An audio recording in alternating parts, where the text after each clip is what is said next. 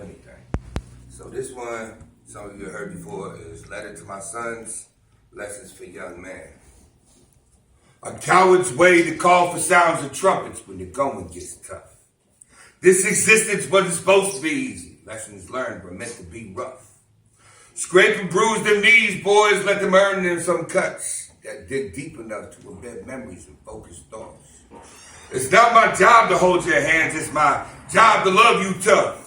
Teach you to wrap them bruised egos and wear proudly your cuts. For behind every scar is a story to embrace about an experience, a lesson learned. And if you're raised by me, you're going to learn so much because every mistake I've ever made in life, I've gained the strength. So please, if you ever learn a thing from me, let it be your faults or not your faults at all, but deeper teachings if you let yourself fall every once in a while. It keeps you humble, son. Many will tell you that's off the beaten path of success, but those are only people in a hurry to impress. Treat your mother as the queen she is, the celestial seed she is. Treat her like this and another lesson learned. How to treat the goddess in this life, from mother to sister, from daughter to wife, the creator of life. People will say hard work makes the man, and they're right, but only if there's passion and worth behind it. If it's right, then never be afraid to stand tall and fight. Treat people with the same respect you want in life. And don't believe what they tell you. Only believe what you truly feel is right. That's that piece. All right.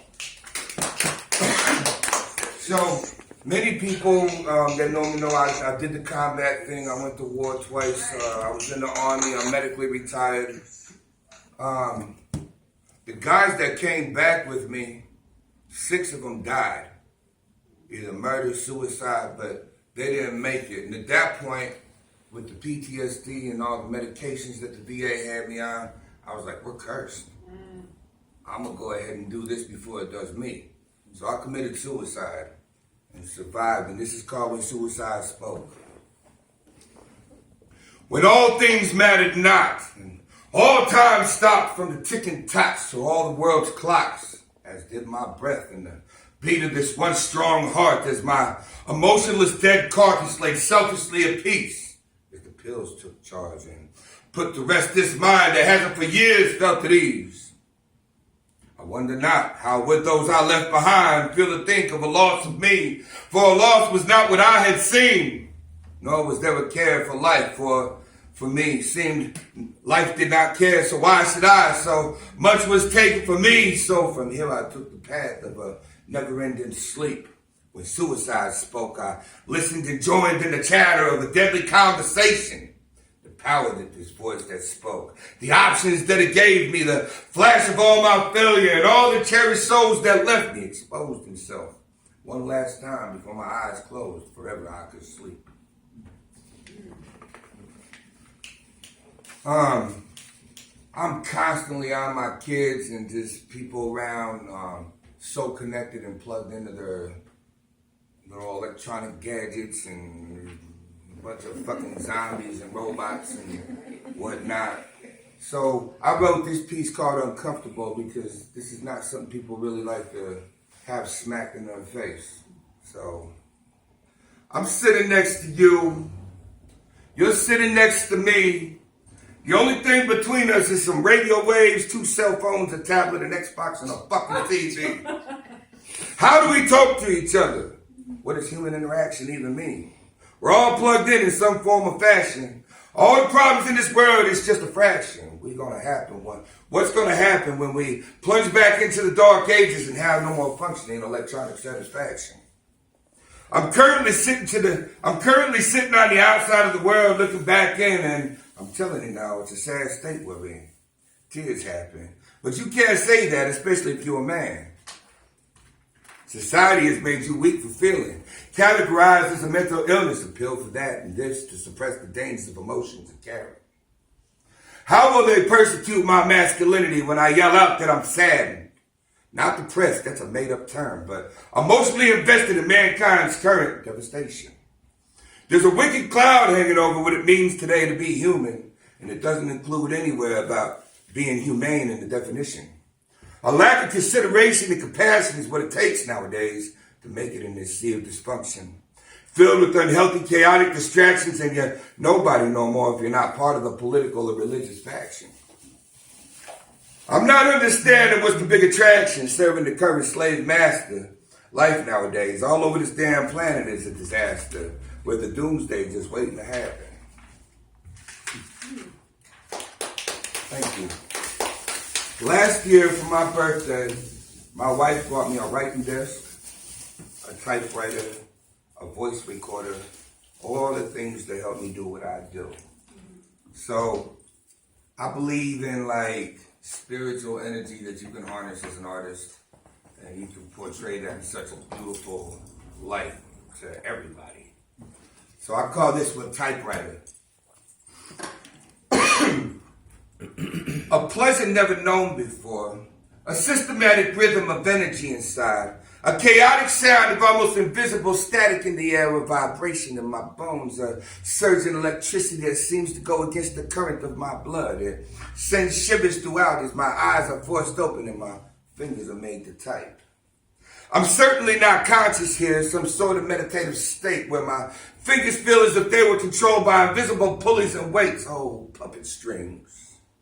Tapping with vicious force, attacking each letter key with such intense intention, and my mind is taken over by voices of those who lived back in ancient ancestral days with histories long forgotten and just sadly ignored and stuffed away as humanity somewhere down the line lost its natural goodness in humane ways. I'm described the type of right, the history of the lost, the stories unimportant to those involved, and hiding scandalous history cover-ups of those that slaved for elite socialites mixed breeding with those they publicly persecuted and swore they disliked. Or the drunken sailor telling tales of sea beasts and mythic gods that strike down the earth and seas with mighty lightning rods. My mind is attached to the energies of history, and I've learned some ways to tap into that and interpret the stories told to me through this pen in this cell, this typewriter at this haunted desk I'm sitting at, and the chair that felt the flow of many who sat to splash. Profound poetic ink, different views the rest of the world are scared to think to speak. Thank you. This is a little more negative, a little more dark, but it exists in all of us, so we gotta approach that too. This is called Pieces of Rage. And I'm always like telling people, thank you for waking up today, peace, smile, you're beautiful, just uplifting things. But that's not me all the time. I get pissed off. I get really, I go really dark. There's two sides of me and they're both very extreme. So Pieces of Rage. The loudness is hammering wages of war in me. Such anger, such rage in me. Where does it come from? There's no triggers related, but somehow I've gone from spells of happiness to insane difficulty. Keeping it together, I'm sweating and sweltering. Heart racing, hand shaking, thoughts are disturbingly mixed with impatience and anger and nothing. Fuck everything. I can't stand this dark passenger and hope its stop is near. For it rides this route much longer, this pressure plate's gonna blow up here. I'm generally quite caring and peaceful, with compassion and empathy always there, but this particular moment is lasting a lifetime and I'm hanging on by threads barely here. Shocking images of violence flashes off in vivid descriptive images. Every time I try to take a breather and step away, the remnants of pills that once clouded all this slowly creeps. Their devilish voice is back to me, but that killed me last time, an action I don't aim to repeat, so one must ask himself, what shall be done with this dark energy? I feed it to you, and you few who have braved out the past struggles with me. And after this, you may be disheveled with me, and I get it. I just dropped the mind bomb on you, a guy who preaches peace and namaste. How is there such negativity in me to cloud what light I usually see? But I promise you this, I will fight this chaos within that all my life has tried to defeat me. This day, this moment, for this second right now, thus far I haven't let it beat me. Just in peace. All right. This one's long. Okay. We're ready. All right. This is called SRV. A Smoke Ring Visions Collection, Part 1. There's no stopping what happens next. A train derails, a plane goes down, a bomb in a British castle. The world's at a turning point, and that turning point is critical. Everything's about to change. Spiritual will become proven visual. They had to dumb down the masses and introduce the truth produced as entertainment brought to you by the masters. In the darkest hours, the white smoke rings tell tales of stingy pockets, of men in power, not gods but false idols, with big towers and statues in honor. Biographies to collect dust on untouched ancient shelves, not seen in centuries, that's how they like. The rule from the dead in shadows. Never talked about or thought about, archived as some secret elite rich assholes, creating profitable wars using countries as money laundering whores. Need I say more? You know who you are. Part 2. Catering to the masses, that's what I do. My passion is namaste to awaken you until this happens. I say I'm bound to each and every last one of you. You touch my soul because you're human. That's what life's supposed to do. Where is the love? I miss that shit. I ain't felt it since Black Eyed Peas made it a hit. The times worldwide have gotten critical, and folks don't get it yet. It's bigger than you. See, what the basic problem is, there's no compassion left, and it's been hijacked by something sinister with a terribly dark gift. And see, it doesn't sound realistic if you're asleep, because everyone knows you can't tell the difference of real and fake when you're stuck in dreams. Look deeper into my smoke rings, SRV. Find what truths need to see. Let my descriptive gift give you the in-depth visions that you need. Part 3. When I finally lay to rest, do not come to me in sorrow. Those whom have my heart embrace my hands and laugh with me as I tell you things of tomorrow with one last laugh and one last smile. As the last few dewdrops drip from morning rose petals, I meddle in matters of meditation. The water's steaming as I dip my feet in and begin transcending deep within. In the final moments of moonlight, the darkened hours of morning are my favorite. For the wee hours, the thoughts of randomness come pouring, leaking from my fingertips. The dragonberry black leaves hold my grains of herbal seeds, boldly inhaled when burned in proper form, leave me with visions within my morning smoke rings. Friction thoughts fused as they touch singularly, as they stay afloat in loopy forms of cloudy smoke. This hearing thought is when messages presents itself for me to boldly unfold. The ink you read was found washed up on sands of some deep regions in me, shipwrecked upon shores of secrets, rarely seen, let alone beckon to speak upon loose leaf. The quill's dark, sharp tip cries stories presented in poetic song and harmony with deep messages from the past not that long gone. 1,000 years of perception seen from ancient eyes tell stories of a future plan for man blueprinted so long ago. The owl's eyes reflect stories spoke by prophetical voices heard from black mirrors by holy betrayers that tarnished our truth. So wickedly twisted the poisoned eye fruits from this tree's roots. Beware, I say now more than ever, for granted chances the devil will sanction never a chance to speak again the truth. Part 4. This is the last one. A penetrating force releases sands from time's hourglass.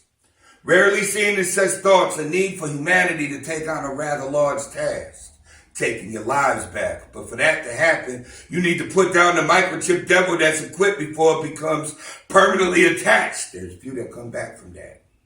The seas bellow a cry for the land's natural magic to bring beautiful back. And once it was before terrible creatures called man took hold of these oceans and the skies and all of its land. Winged beasts once ruled the skies before metal monsters took over programmed deceit. Man too will have that battle before long and shall lie down in defeat. As we all pay some form of fashion to become the top slave, we have already paved the way and accepted being beat. And this is how the battle of the spirits continue without being seen, but by few who have chosen to manipulate these things to make life for the calm or king to comfort in the evil dark future to come peace. For peace we shan't see anytime soon. It's been coveted by those who think they found peace. but they never shall, for they gave their soul for a piece of humanity's deathly disease. Fake currency, power over others seems to be man's idea of wealthy. And these are my smoke ring visions. And I'm going to end it on something a little more humorous and erotic, so. And erotic. Yeah. And involving food, if that makes something weird. All right. No, that helps humor. It is called, I wrote this a long time ago. I've spit it a few times. It's called The Sweet Taste of You. Man. Where is it? Yeah, it is. I will demolish you slowly as I watch you fade away from this existence. I will smell you as you disappear from reality. Your creation was your fatality. The taste of you is my fantasy. Curse your creator. The sweetness of your life leaving you to exist upon my lips. I taste the last morsel of you and savor the very essence, that warm, sweet flavor. Moments take to taste and texture upon my tongue. Bless your creator. Oh, the peach cobbler. Let's make his silky French a la mode as a personal favor.